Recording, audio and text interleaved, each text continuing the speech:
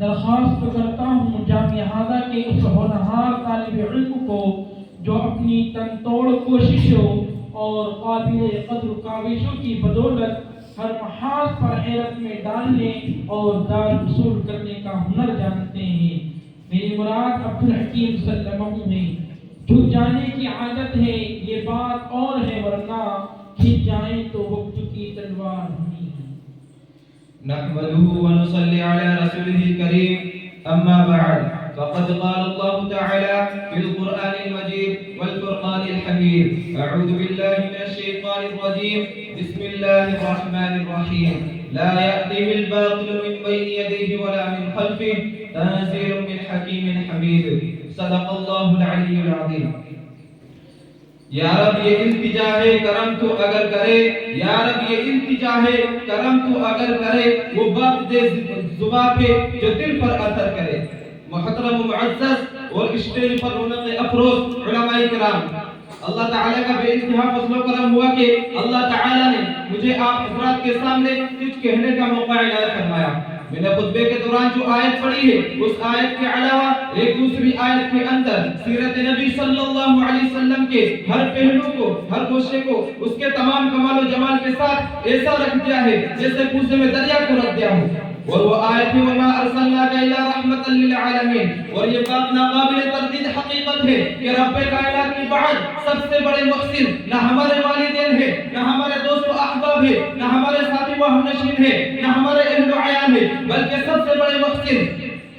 یہاں تک کہ ساری کائنات کے سب سے بڑے محسن اعظم جس کے چشمہ حیات سے گلشن انسانیت نے زندگی پائی، گیتہ ہستی نے کفر و شرک جیسے خطرناک طوفان سے چھٹکارا پایا، سینکڑوں سجدگاہوں پر ٹکنے والی پیشانیوں کو ایک ہی معبود حقیقی کی بارگاہ ایزدی میں سجدہ ریز ہونے کا اصول سکھایا، جس سے میری مراد سرور کائنات، فخر موجودات، تاجدار بطحہ، پاسبان حرم، ساقی کوثر، شافی محشر، امام الانبیاء، خاتم الانبیاء، سید المرسلین، رحمت للعالمین، جان عالمین، ہادی جہاں، سرور دو عالم، رسول عربی، نبی امی، تاجدار مدینہ، احمد مجتبی، محمد مصطفیٰ صلی اللہ علیہ وسلم کی ذات گرامی ہے، جنہوں نے ہمیں خدا سے ملایا، ایک خدا کا جلوہ دکھایا، جنہوں نے فلک کی بلندی میں، زمین کی پستی میں، دن کی روشنی میں، رات کی تاریکی میں، سورج کی چمک میں، جگنوں کی دمک میں، پھولوں کی مہک میں اور قطروں کی تراوت میں عرفان ربانی کی سیر کرائی، جنہوں نے ہمیں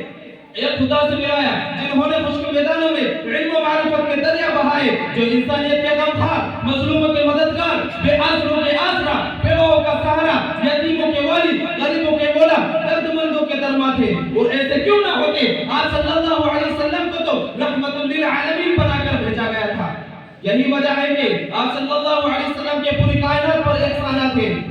لیکن آج افسوس کی بات یہ ہے کہ وہ مسلمان جو کل تک پوری دنیا کی قیادت اور پاسبانی کر رہا تھا، آج وہ تنزلی کی طرف کیوں جا رہا ہے؟ وہ مسلمان جو کل تک سمندر اور ہوا کو اپنے تابع کیے ہوئے تھا،